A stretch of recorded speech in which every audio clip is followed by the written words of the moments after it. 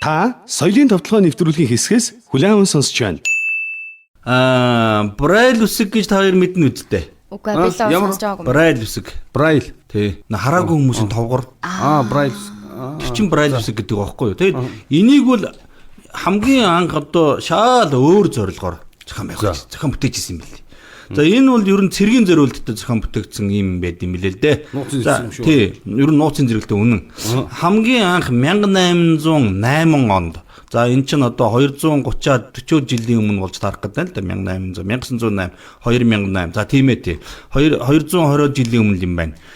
Францын нэгэн одоо зохион бүтээгч Чарльз Барбер гэдэг одоо зохион бүтээгч байсан юм байна л да. За энэ хүн бол ер нь тэр Наполеоны дайны үеэр Францын айрамд алба хайж явах үедээ дайснуудад өөрийнхөө одоо нууцаа мэдрэгдүүлэхэд тулд өөрөө захиагаа энгийн бичсэн захиа гэж дайснууд нь одоо олд мэдчих юм бол баларна штэ. Ингэхгүй одоо ингээд нууцаа мэдрэгдүүлэхэд тулд шинээр одоо ингээд мэдээллийн харилцааны ийм арга зохиосон. За тэр нь бол одоо бидний одооны хэлдгээр бол Braille цагаан толгой буюу тухайн үед Braille цагаан толгойг нэрлээг байгаа нөхөр шөнийн цагаан толгой гэж нэрлсэн байна. Өөрөлдвөл харахгүй гэсэн уншиж болно. Чинь тий. Ингээд тэмтрэлгаараа тэмтрэл уншиж байна. Айл дайсны тал бол тэрийг олж аваад бол ойлгохгүй шүү дээ. Хэдийн цэгийг одоо юуг нь ойлгох вэ тэр чинь тэгээд. Ингэж бол хамгийн анх зохион бүтээж исэн гинэ. За тэгэл шууд одоо өдөрчвэ харанхуйч хуруугаараа тэмтрэл уншиж чадах юм одоо гайхамшигтай юмыг бол зохион бүтээсэн. За тэгээд энэ бол тухайн үедээ бол тэр дайны нөхцөлд бол маш хэрэгцээтэй байсан мөн. Яг тэр заавал гэрэл гаргах шаардлагагүй. Гэрэл гаргалаа бол дайсандаа гэрэл мэдчихэж штэ. Ингээд ерөөсө хав харанхуй ч гэсэн уншиж болоод байсан учраас энэ бол тухайн үед дайны нөхцөл байдалд бол бас одоо айгүй давуу талтай болж өгчээсэн гэж байна л да. За тэгээ нөгөө нөхөр бол 1820 онд нөгөө цэргээсээ халагдчихад нөхөр бол тэгээд өөрийнхөө тэр гой зохиосон юм чинь нөгөө дайнтайгаа хамт яхан модноос гарч эхэлнэ ч дээ. Тийм штэ. Тэгээд тэгэнгүүт нь мань нөхөр бодож ирсэн. Үгүй энэ айтайхан юм да. За энийг одоо яая да гэж үзэн гинт хараагүй хүмүүс бодогцсон гэж байгаа. За энэ юу вэ? Хараагүй хүмүүс зүгээр юм байна. Ингээд Парисын харааны бэрхшээлтэй хүүхдүүдийн сургууль дээр очиод захиралтай нуулцсан гин л дээ. Захирлаа одоо надад би нэг ийм гоё юм зохион байгуулчихлаа. Зохион бүтээчлээ. Энэ ингээ хэрэглэгдэжсэн юм. Энэ танаа тэр хараагүй хүмүүст айгүй зүгээр юм аа гэж. Захирал нь амбицаа гаргаад тэрийг дэмжиж өгч байгаа. Энэ дэм юм. За ингээ нөхөр бол амжилтгүй болсон. Тэгээ одоо бас мань нөхөр бол шантраагүй л дээ. Тэгээ яг уу энийг нэг ер нь бол ялчгүй хараагүй хүмүүс хэрэгтэй дээ гэж бодоод. Тэгжсэн чинь азан гийгээд нэг жилийн дараа нөгөө захирал нь хараагүй хүүхдүүдийн сургуулийн захирал нь ажлаасаа халагдчихсан. Тэгээ шинэ захирал гараад ирсэн. За тэгэнгүүт нь мань нөхөр баярлаад шинэ захирал дээр нь тавиа орсон гэж. За өмнөх захирал чинь дэмжээг юм а. Энийг л одоо нэг юу яач. Танай хараагүй хүмүүс дээр чинь турши. Энэ бол үнэхээр одоо ачаал бүгдлээ өгнө гэд. Тэгээ хамгийн анх тэр дурчсан хараагүй хүмүүстэр хараагүй хүүхдүүдээр дурсан тэр цагаан толгойн дурсан хүүхдүүдийн дунд тэр Луи Braille гэдэг нэртэй хүүхд байсан. 12 настай үг. Тэр бол хамгийн сайн сурсан гэж байгаа байхгүй тэр шөнийн цагаан толгой гэдэг байгаа тэр юм. Ингээд тэр хүүхэд бол үнэхээр тэр энэ шөнийн цагаан толгой гэдэг бол хараагүй хүмүүст үнэхээр ичдээ өгдөг юм а гэдэг олон нийтэд харуулсан учраас нөгөө анхны зохион бүтээгч чинь өөрийнхөө тэр зохиосон үсгээ шөнийн цагаан толгой биш Braille үсэг гэж тэр 12 настай хүүхдийн нэрээр нэрлсэн нь одоогийн бидний мэддэг Braille цагаан толгой болж бидэд өвлөгдөж ирсэн юм билээ. Ийм учир жанцтай жанцсан гэдэг чинь намонаг яваа юм. Та соёлын товтлогоо нэвтрүүлгийн хэсгээс хүлээн аван сонслоо. Та соёлын товтлогоо нэвтрүүлгийн хэсгээс хүлээн аван сонсч байна. За би дараагийнх нь. За дараагийнх нь та нар галзуу хулганыг яах зохион бүтээснийг сонсох юм бол үнэхээр гайхна.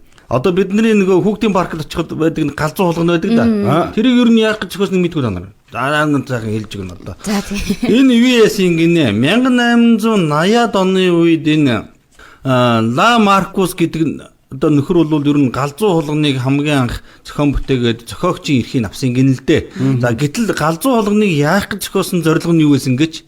За тухайн үедээ бол ер нь Европ төв Америк эднэр чинь ерөөс тэр чигээрээ нэг юм нөгөө үхгсдийн ертөнцид автцсан. Бүгд ингээд нэг тамынхан ирж гэн үхэгсэл удахгүй дэлхий дээр гарч ирэх гэж байна гэдэг ингээд нэг юм айц төгсүр давтцсан байсан цаг үе байхгүй юу дэлхийн нийтээр тэднийх юм. Тэгэл тэд нар чинь нөгөө яага бид нар чинь нөгөө нэг юун дээр Ouija гэдэг нэг тоглоом яадаг ч танаа сүлтүүд тэрэн дээр гарч ирсэн юм да. Ер нь бол тэр тоглоомч гэсэн яг хамгийн хэрэлдээ болсон шалтгаан нь юу гэхээр нөгөө ангаах ухаан сайн хөгжөөгүй байсан учраас ингээд нөгөө хүүхдүүд нь хүүхдийн эндэгдэл ихтэй байсан.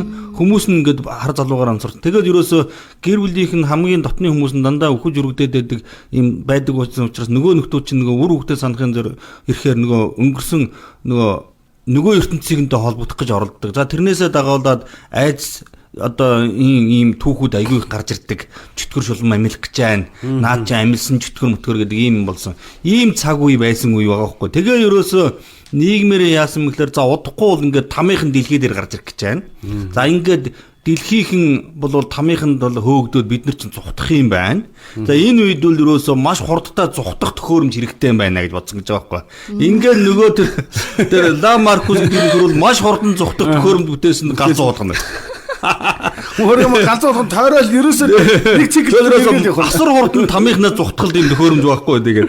За ингээд ерөөсөө галзуу болгоныг зохиогч ирэхин авчаад нөгөө нөхөр чинь хүмүүстэй рекламдах гэж за та нар тамийнхын эрэнгүүд та нар миний энэ төхөөрөмжид зунгад асар хурдан зүхтаж чадна гэд нөгөө хүмүүсийг ингээд нөгөө олон нийтэд танилцуулаад ингээд нөгөө төхөөрөмж дээрээ суулгасан чинь галзуу болгон дээрээ суулгасан чинь хүмүүс айхын битгэл харин тэр нь баясаад ирсэн гэж байхгүй галзуу болгоноор нэг тойрж ирж ямар гоё юм бэ гэдэг сэтгэл зэрэгэд байсан ингээд энэ бол тамийнхнаас зүхтах биш харин хүмүүсийн сэтгэлийг сэргээж хөгжөөх нүгэлт бодлоос нь төр зур холдуулж тэр дотор нь байгаа адреналиныг нь одоо ялгаруулах тийм аятайхан төхөөрөмж юм байна гэж зорилго нь өөрчлөгдөөд айцаас зүхтах биш харин хүмүүсийг хөгжөөдөг ийм төхөөрөмж болж хувирсан. Ингээд 1884 онд Кони Айландад хамгийн анхны галзуу хулганы ийм том парк нэгдэжсэн байна.